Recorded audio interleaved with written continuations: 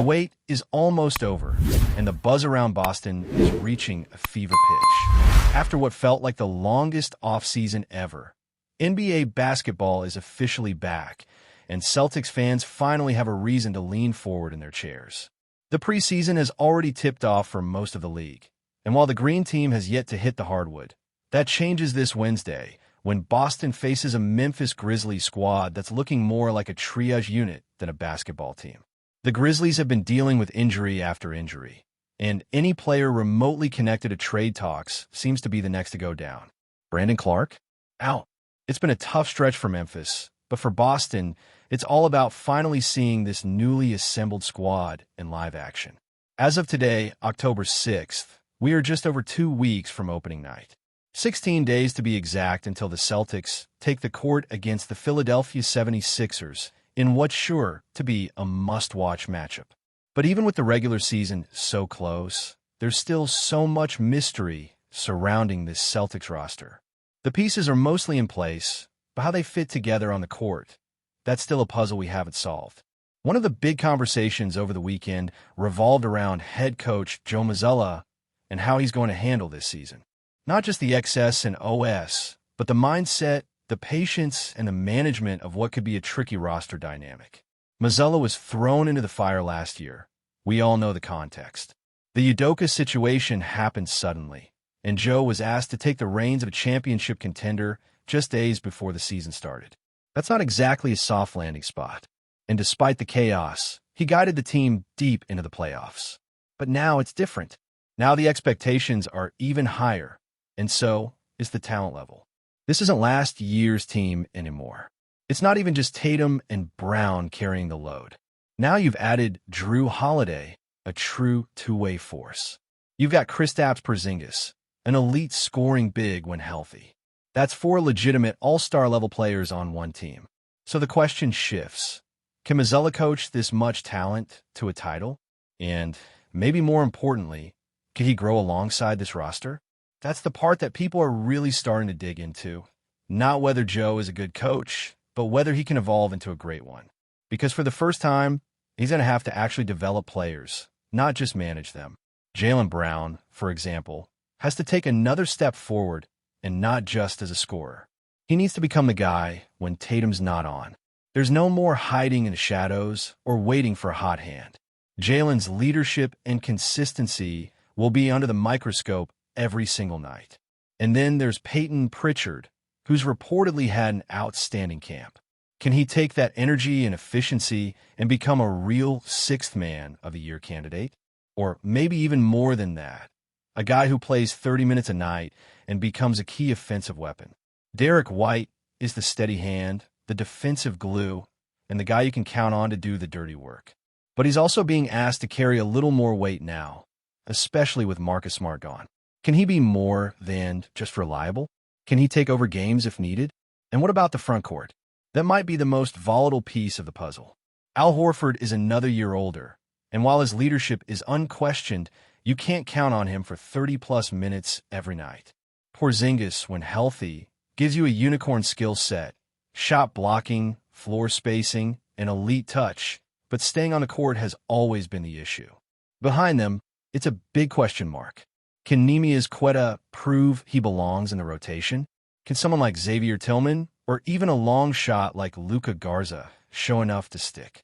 That's on Mazzulla too. These aren't just depth pieces anymore. These are guys that might be counted on for real minutes in April and May. Jordan Walsh, J.D. Davison, and some of the newer names like Hugo Gonzalez, they've been generating buzz at camp. But again, buzz doesn't equal production. And that's where Joe's patience comes in.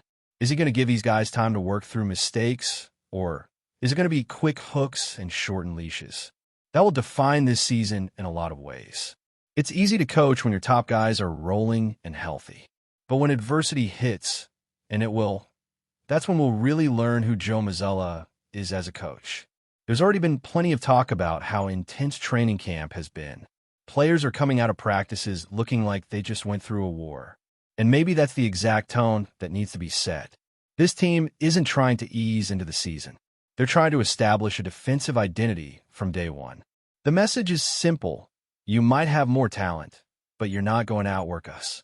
We got a glimpse of that intensity when Peyton Pritchard did a post-practice interview with dried blood running down his neck. Looked like he caught a fingernail or an elbow, but the man was still out there answering questions like nothing happened. It might sound silly, but moments like that show you what this team is preparing for. It's a grind. And if this team really is going to take that next step, it's not just going to be about shooting threes and highlight dunks. It's going to be about grit. Pritchard also had some interesting comments about the Oklahoma City Thunder, who won it all last season. He mentioned how physical they were in the playoffs and how they got away with a lot of contact. Hands, bumps, fouls that didn't get called. And he's right. The postseason is a different game. The refs let more go. That's not new information, but it's a sign that the Celtics are aware of what it takes to win at that level. It's not just about skill. It's about adjusting to the rules of the moment. The physicality ramps up. The mental pressure increases. The margin for error disappears. And this team, especially with so many new pieces, needs to be ready for that. We've heard that the returning players have been in the gym all summer, even without the official start of camp. And that matters, because this isn't the same group we've seen the last few years. The old continuity, the core that knew each other inside and out, it's been shaken. New voices in the locker room, new assistants on the bench, even some shifts in the front office. That means the chemistry has to be rebuilt from scratch.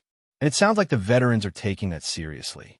Jaylen Brown, in particular, has been stepping up as a vocal leader, organizing team events, and embracing that leadership role in a way that feels different from years past.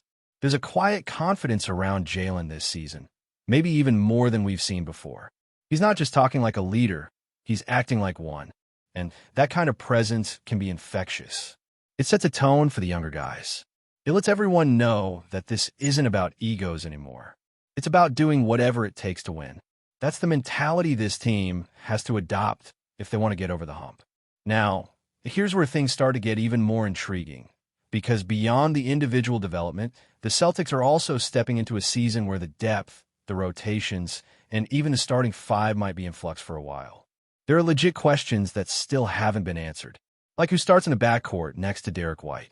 Is it Peyton Pritchard, who's clearly earned his respect in camp and shown a serious scoring punch? Or do you go with a more experienced option like Simons, someone who can bring a different kind of offensive spark? That decision alone is going to tell us a lot about how Joe Mazzulla views this team, whether he's going to lean into development early or roll with the safer choice. Then there's the frontcourt situation, which might be the biggest question mark of all. Is Sam Hauser really going to start at the 4? That's been a popular topic, and honestly, it's not just about whether Hauser can space the floor and knock down shots. We know he can do that. The real issue is on the defensive end. Can he hang with opposing power forwards every night? That's a tall order, both figuratively and literally. Standing at 6'7", Hauser isn't undersized on paper, but in terms of strength and quickness against elite fours, he might be at a disadvantage. And if that starts to show, Mazzulla's going to have to pivot quickly. Another name that's come up in camp is Oshae Brissett, a guy who might not get a lot of headlines, but brings energy, toughness, and a level of athleticism the team could really use. There's been buzz about him as a defensive asset, someone who could bring that Marcus Smart type of edge even if he doesn't have the same role. So does Mazzulla experiment with a more rugged, defense-first lineup and sacrifice some spacing? Or does he keep leaning into the offensive firepower and trust the defense will figure itself out?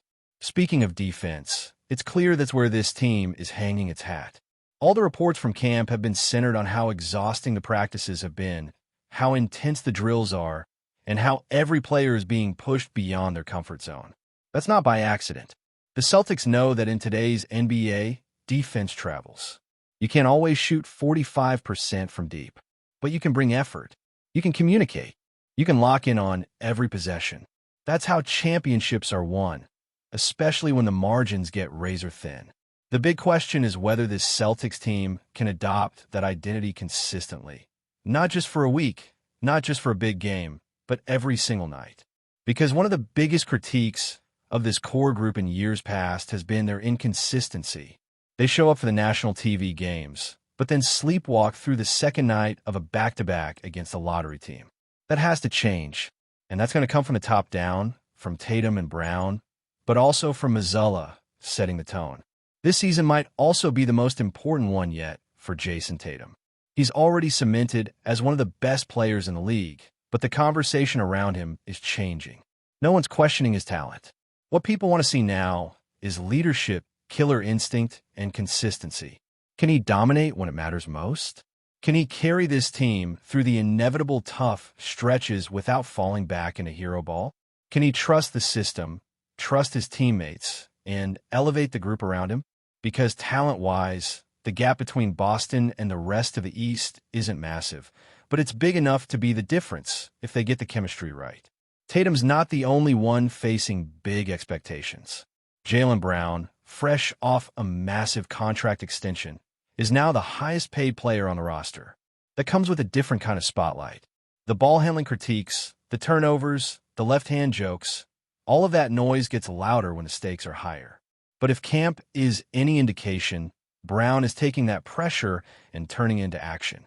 He's reportedly more vocal, more focused, and more committed than ever before. If that version of Jaylen shows up consistently, this team goes from dangerous to terrifying. But again, it all comes back to Mazzulla. This is a guy who was dealt an incredibly tough hand last season and still led the team to the Eastern Conference Finals. And yet, the skepticism around him hasn't really gone away. Some fans still aren't sold. They don't trust his rotations.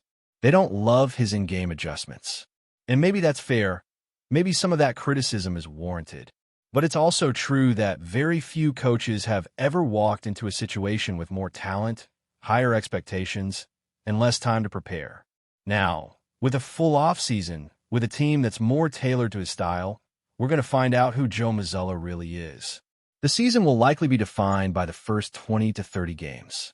A hot start, and this team could coast into the top seed, build confidence, and even see some of the younger guys take on real roles. A slow start, and suddenly the pressure ramps up. The trade chatter begins. The doubts creep back in. Mazzulla's seat heats up, and the noise gets louder. So yes, the stakes are incredibly high, not just for the players, but for the entire organization. That's why this preseason matters more than usual. It's a chance to test different lineups, to see who fits where, to find out who's ready and who still needs time. It's also a moment to see how this new group functions in real game scenarios. Because it's one thing to look great in drills and scrimmages. It's another to execute under the lights. And speaking of lights, there's been no shortage of spotlight moments from the young players. Jordan Walsh, the rookie who came into camp with little hype, has been turning heads with his energy and effort. He might not be ready for a rotation spot yet, but he's proving that the future is bright. That's a great sign for a Celtics team that's going to need cheap, productive talent around their expensive stars. But before we continue, please remember to subscribe to the channel and give the video a like. Your support helps us keep bringing you the latest news about the Boston Celtics. Feel free to share your thoughts on the news in the comments as well. In a move that has sent shockwaves across the NBA landscape, whispers are growing louder that the Boston Celtics are on the verge of trading Jaylen Brown to the San Antonio Spurs in what could only be described as a blockbuster deal. Sources close to the situation suggest that the Celtics, long seen as a team building around Brown and Jason Tatum, might be ready to shake things up in a move that has left fans and analysts alike scratching their heads. While details remain murky, insiders hint that the Spurs are offering a package that includes multiple first-round draft picks and a combination of young talent, signaling a bold strategy for a franchise eager to return to contention. Brown, a perennial all-star and cornerstone of the Celtics' recent successes, would represent a major acquisition for San Antonio, instantly elevating the team's profile and giving the Spurs a bona fide superstar to build around. Boston, meanwhile, seems poised to take a different approach, potentially reshaping their roster with youth and draft capital. The Celtics front office has remained tight-lipped, fueling speculation that negotiations have been intense behind the scenes. Some league insiders believe the trade talks reflect a deeper strategic pivot for Boston, one that could redefine the team's trajectory in the coming years. Fans on social media are already divided. Some argue that parting with Brown could destabilize the Celtics core, while others see the potential haul from the Spurs as a masterstroke, providing flexibility to pursue additional stars or reshape the roster in a more sustainable way. Analysts are quick to point out that, if the deal goes through, it would mark one of the most stunning shifts of the NBA season, rivaling some of the most talked-about trades in recent memory. For San Antonio, landing a player of Brown's caliber would be a statement. The Spurs are no longer content to rebuild slowly. They are aiming to compete immediately. Brown's blend of athleticism, scoring, and defensive prowess would fill a glaring need, and insiders suggest that the Spurs locker room is buzzing at the mere prospect of welcoming the star forward. As rumors swirl and the league holds its breath, one thing is certain. Should this trade materialize, it will reshape the NBA playoff landscape and ignite endless debate among fans, pundits, and rival front offices. Whether Boston emerges as a shrewd strategist or a team gambling with its future, and whether San Antonio transforms into an instant contender, all eyes will be on the league's next moves. In the world of basketball, the only thing faster than the rumors is the game itself, and this one has already set the court on fire.